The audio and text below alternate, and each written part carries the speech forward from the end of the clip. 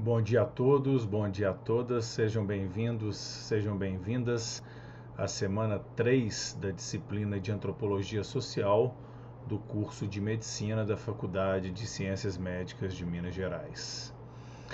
Hoje, como proposta para vocês, a gente vai fazer um pequeno resumo da última aula da semana número 2, quando nós fizemos um diálogo entre o clássico e o contemporâneo, e eu trouxe para vocês a importância de se conhecer os clássicos em qualquer área, né? E como que a maioria das vezes aquilo que a gente lê na contemporaneidade tem de alguma forma alguma relação com esses clássicos ou alguma releitura. Então, seja no campo médico, no campo das artes, da literatura, um pequeno contato, né, com essa obra que é tida como clássica é importante para que a gente possa ter acesso a estas questões atemporais e que dizem, a maioria das vezes, respeito à essência do ser humano. Na discussão de hoje, eu gostaria de trazer os principais pontos do artigo base que eu postei para vocês, cujo título é Antropologia Médica, Elementos Conceituais e Metodológicos para uma Abordagem da Saúde e da Doença. Este artigo ele é de 1994 e, embora ele seja mais antigo, eu acho que ele traz de uma maneira muito promissora, muito fiel, né, as bases da antropologia social ou da antropologia médica, ou seja, de que maneira que um olhar mais pautado pelas ciências humanas pode auxiliar vocês tanto na formação de médicos e médicas quanto na atuação, aumentando um pouco, né, essa visão sobre aquilo que nós definimos como doença. Então, a doença não somente pelo viés biológico, né, mas pelo viés também social e histórico relativo a uma cultura específica. Os autores são Elizabeth Uchoa, que é da Fundação Oswaldo Cruz, e Jean-Michel Vidal, que é do Centro de Pesquisa do Hospital Douglas de Montreal, no Canadá. Aqui eu deixei para vocês o link da revista científica onde foi publicado este artigo, cujo nome é Cadernos de Saúde Pública, uma revista muito bem conceituada dentro do campo da saúde e dentro do campo da medicina. Eu vou ler uma parte desse resumo, então, para que a gente possa compreender e iniciar a nossa discussão em torno desse artigo. O artigo, então, discute a pertinência, as especificidades e as potencialidades da perspectiva antropológica na abordagem da saúde e da doença. A antropologia médica é apresentada como uma perspectiva complementar e enriquecedora na abordagem dos problemas de saúde pública. A influência do universo social e cultural sobre as percepções e as ações em saúde é exemplificada e comentada em referência a estudos realizados junto a diferentes populações. Elementos conceituais e metodológicos centrais são apresentados e integrados à proposta de sistematização do estudo das maneiras de pensar e de agir face a diferentes problemas de saúde. A contribuição específica da abordagem antropológica é discutida em termos da efetividade dos programas na área da saúde pública. Então eu vou falar os aspectos principais e os tópicos principais trazidos nesse artigo e vou complementar também com outras discussões que podem enriquecer e trazer novas compreensões para esse artigo que serviu como base. O objetivo principal do artigo, né, é demonstrar a pertinência do discurso antropológico na abordagem da saúde e da doença. E muito mais do que um discurso puramente antropológico, é um discurso mais voltado para as ciências humanas e para as ciências sociais. Saúde e doença, nesse aspecto, né, são fenômenos, conceitos complexos que conjugam fatores biológicos, sociológicos, econômicos, ambientais e culturais. Então é preciso que saibamos um pouco sobre cada uma dessas áreas para que a gente não seja pego dentro de uma perspectiva que reduz a doença ou a saúde em somente um desses aspectos. O discurso antropológico, então, ele aponta limites e a insuficiência da tecnologia biomédica quando se trata de mudar de forma permanente o estado de saúde de uma população. Eu trouxe para vocês dois quadros que eu acho que mostram, né, através de uma representação artística, um pouco dessa discussão complexa em torno da medicina e que eu acho muito bonito, na verdade, quando eu penso nessa discussão e nesses conceitos e nessas aulas magnas, né, que aconteciam e que ainda acontecem dentro do campo médico. Então, essa primeira representação é um quadro de 1887, que está presente na entrada da Faculdade de Medicina de Paris, René Descartes, onde a gente consegue perceber, né, a presença de diversos médicos conceituados, como o Charcot, o Gilles de la Tourette, que deu nome, né, para uma doença, além de outros também, o próprio Babinski, e isso nos remete, né, a essa discussão complexa do que é a doença, do que é a saúde, dentro dessas aulas magnas, né, que aconteciam e essas discussões entre vários profissionais da área.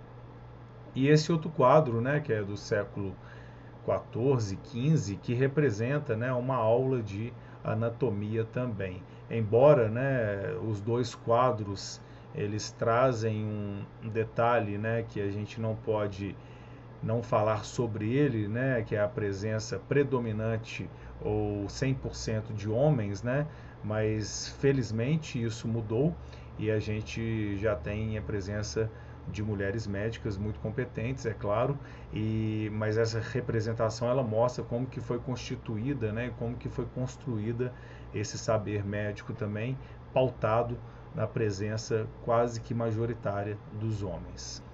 Voltando agora para o artigo e falando um pouco da pertinência e das potencialidades. Geralmente, os estudos epidemiológicos, distribuição das doenças e condições relacionadas à saúde, focam no indivíduo e estudos quantitativos. Então, é uma crítica que os autores vão trazer e eles vão falar que na abordagem antropológica ou sociológica, tais questões são apreendidas em sua dimensão social e não individual. E aí ele traz um olhar mais qualitativo para interpretar a doença e a saúde. E aqui eu gosto de sempre falar, né, que eu prefiro, enquanto pesquisador, a triangulação, que é a presença de tantos os aspectos qualitativos quanto quantitativos. Então é possível também nós trabalharmos com métodos quantitativos e interpretá-los de uma maneira mais qualitativa também. Nesta visão, a saúde, ou o que se relaciona com ela, risco, ideia de prevenção, noções sobre causa e efeito, tratamento, são fenômenos culturalmente construídos e culturalmente interpretados. Isso quer dizer que se a gente não se ater às questões sociais e antropológicas e culturais de uma maneira geral, a gente não vai ter uma compreensão mais ampla sobre a doença ou sobre a saúde. Continuando na pertinência e nas potencialidades, então fazendo um pequeno resumo daquilo que foi dito no slide passado, a perspectiva então qualitativa, e eu trago a triangulação, que seria a qualitativa e a quantitativa, ela vai nos ajudar a identificar, a analisar as mediações, fatores sociais e culturais na construção de formas de agir frente à saúde e à doença. E isso vai levar a uma ampliação do contexto na leitura dos processos patológicos. A gente vai falar muito durante esse semestre, nessa disciplina, sobre as psicopatologias ou as patologias relacionadas diretamente às questões sociais, econômicas e culturais dentro de um contexto específico. Então é por isso que a gente começa com esse artigo falando de uma maneira mais ampla para depois a gente falar de situações específicas. Doença e cultura, modos de agir. Então, informações culturais, normalmente, né, elas são negligenciadas na área da saúde. Isso tem a ver também com a falta de tempo, né, que muitos profissionais têm na hora de um diagnóstico ou na hora de um atendimento. Então, para que a gente possa ter acesso a essas questões culturais, uma anamnese com mais tempo, com mais profundidade, é necessário. Contrariando tal premissa, estudos recentes então demonstram, né, grande influência que exercem os universos social e cultural sobre a adoção de comportamentos de prevenção ou de risco e sobre a utilização dos serviços da saúde. E alguns exemplos, né, e a gente está vivendo exatamente a pandemia, onde isso fica bem claro, né, como que a pandemia ela afeta as diversas classes sociais de maneira distinta. Então eu trago aqui para vocês a questão da vacinação, os gastos com o atendimento terciário, principalmente. Dentro da cultura brasileira a gente trabalha muito pouco com a prevenção, e a política contra o cigarro no Brasil, que é uma política que foi muito efetiva nos últimos anos. Agora, trazendo alguns outros exemplos para que a gente possa refletir sobre essa questão social e cultural, eu trouxe 3 artigos que falam de alguns assuntos onde a gente pode brincar um pouco com essa perspectiva cultural, social, específica de cada região, ou de como ler algumas informações também. Então a primeira, né, que eu trouxe para vocês, fala que beber vinho tinto, né, é bom para o coração. E é muito interessante a gente pensar de onde que vem essa perspectiva ou de uma certa forma essa verdade que foi comprada em diversas regiões. Então é preciso ter muita cautela quando a gente lê esse tipo de pesquisa, né, ou esse tipo de afirmação, porque tem a ver com uma alimentação do Mediterrâneo, e a gente sabe que não é somente a questão do vinho tinto, né, que tem outras variáveis também. E além disso, quando essa pesquisa foi feita, né, quando essa verdade foi divulgada, o vinho tinto não era algo tão acessível, né, para outras classes sociais. Então a gente sabe também que as pessoas que bebem vinho tinto de maneira mais frequente normalmente são pessoas com poder aquisitivo maior. Então isso pode levar a crer também que o acesso à saúde dessas pessoas seja facilitado. Então aqui eu trago para vocês como que uma leitura mais ampla, social, faz com que nós tenhamos uma capacidade de interpretar esse fenômeno de uma maneira mais complexa. Um outro artigo que eu trouxe para vocês, que é do The Guardian, vai falar o quanto que é difícil para as mães norte-americanas amamentar os seus filhos. E aqui fala que nos primeiros 6 meses as mães elas gastam 900 horas amamentando os seus filhos. E aí quando a gente critica, né, alguma mãe por não ter amamentado o seu filho, normalmente a gente não leva em consideração algumas premissas culturais. Então, nos Estados Unidos, a licença maternidade é de somente 3 meses e, além de tudo, quando a gente tem acesso a essas 900 horas de amamentação, a gente começa a compreender que não se trata de algo tão fácil assim. Um terceiro artigo mais recente que eu trouxe para vocês e para a gente conversar também é um artigo que saiu no UOL, onde fala, né, onde traz uma entrevista do médico Drauzio Varela, e ele vai falar que a religião atrapalha toda vez que interfere em programas de saúde. Então tem sido muito comum, não só aqui no nosso país, uma interferência do campo religioso no campo da saúde pública. E isso é complicado quando a gente pensa nos saberes de cada um desses campos.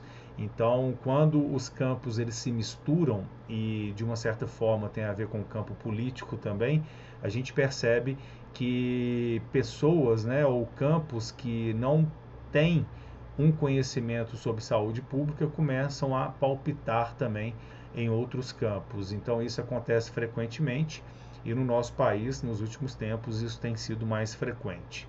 A gente vai abordar essa questão dos campos sociais quando a gente tratar da teoria do Pierre Bourdieu.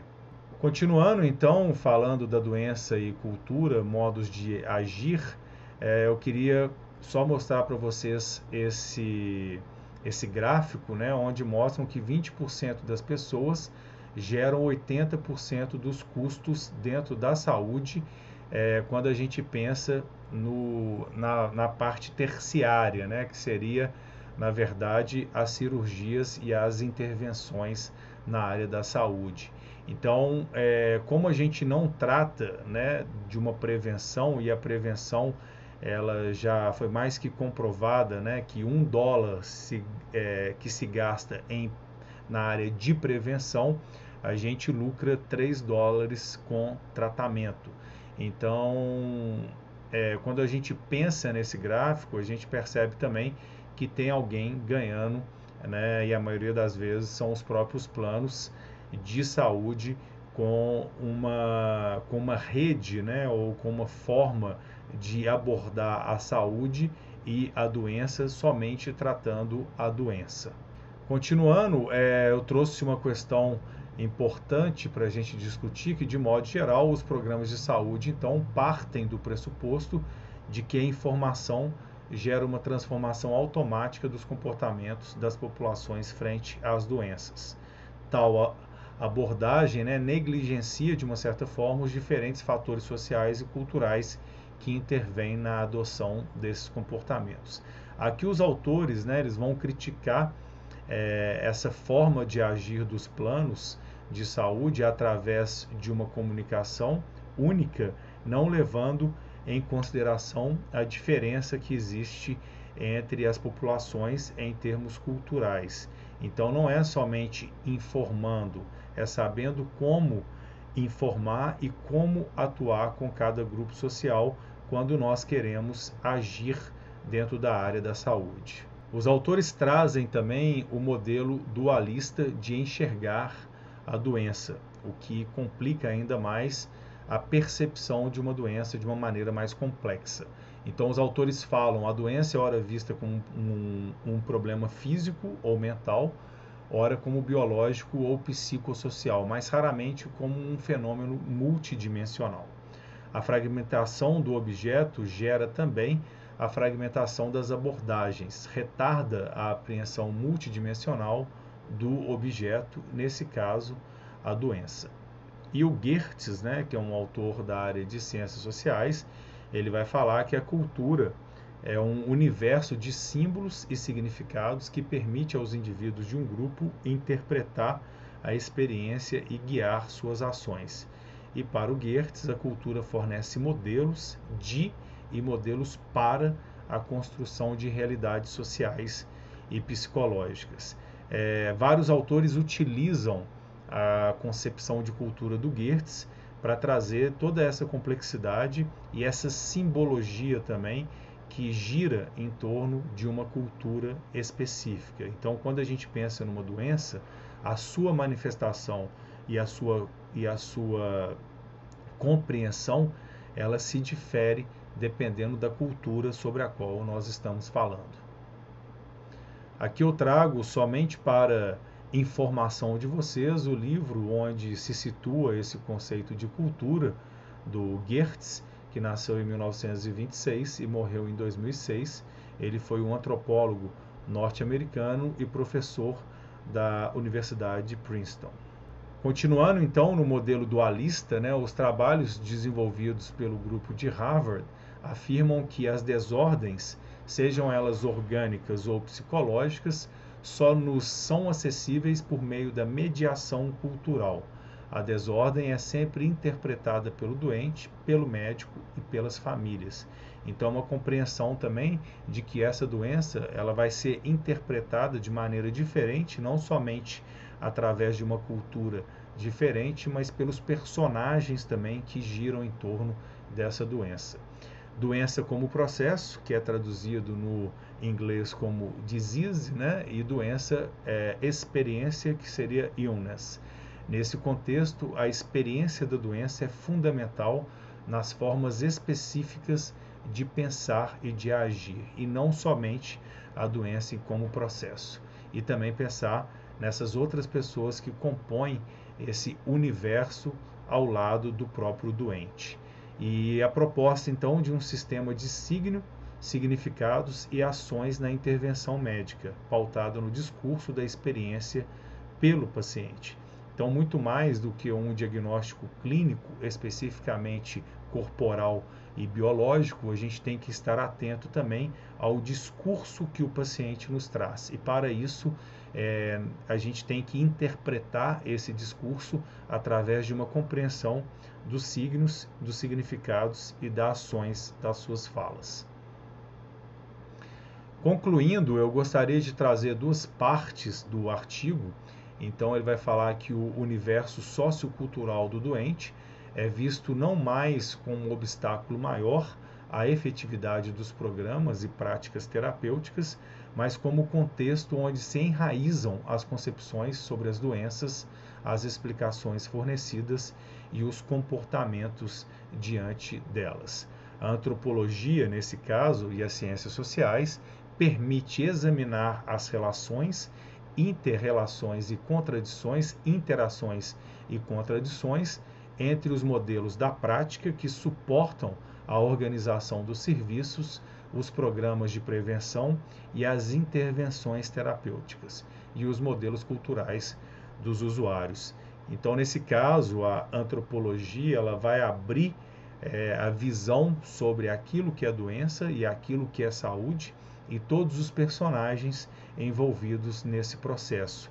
É compreender a doença e a área médica enquanto algo histórico e socialmente pautado e dentro de uma cultura específica também.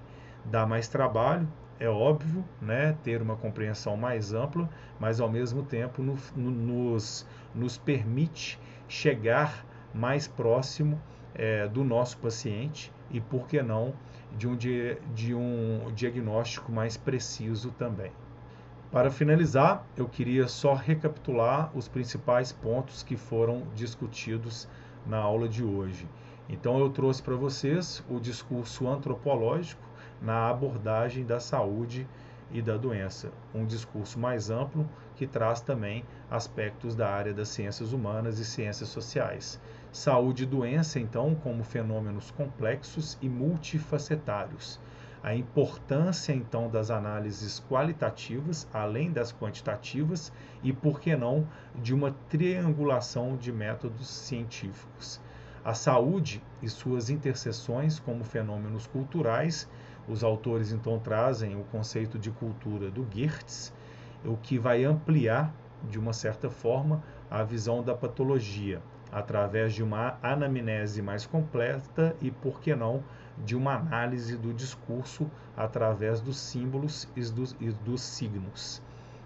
Influência dos fenômenos culturais, quando a gente discute a questão da epidemiologia, e a informação vai depender sempre da cultura e dos indivíduos, e é por isso que a gente também precisa estar atento nas pessoas que convivem com esses indivíduos que estão com alguma patologia.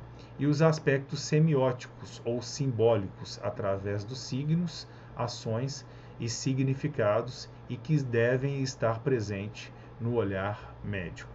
A gente finaliza por aqui a semana número 3 da disciplina de Antropologia Social, através de uma discussão do conceito ou dos conceitos principais que giram em torno da antropologia médica ou da antropologia social. Um grande abraço e até a semana que vem.